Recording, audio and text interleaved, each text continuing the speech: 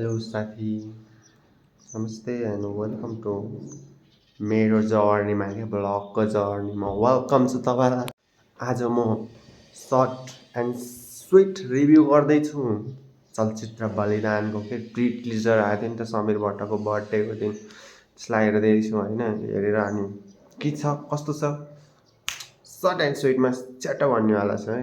माटोले खोज्दैछ जसलाई जन्माइन आमाले उसलाई। डाइलगहरू त एकदम कडा कि सुरुमा विराज भट्टको भोइस होला सायदै है, एकदम कडा बोल्ड के।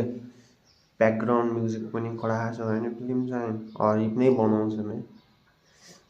यो जसको आमाको पीर डुएटमा आमाको पीर यो देशको शिर कहिले झुक्न नदिने सपुत छोरा हो म। बबाल यतै बबाल नि झुक्न नदिने सपुत हो म। मलाई त है प्री टिजर नै अक्खा कडा लाग्यो होइन। हजुरहरूलाई कस्तो लाग्यो गर्नुपर्छ है नेपाली फिल्मलाई सपोर्ट, अनि स्पेसल्ली बलिदानलाई है।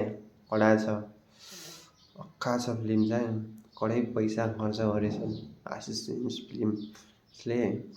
ठिक छ, जानु पऱ्यो क्या।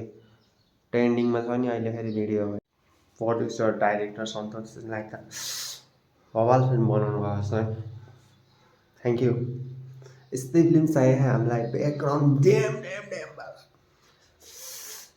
भोइस डाइलगहरू जुम, त्यस्तै फिल्म चाहियो। सब्सक्राइब पनि गरौँ न, 100K को जर्नीमा पुग्नु हो कि हामीलाई पनि। सब्सक्राइब है सब्सक्राइब।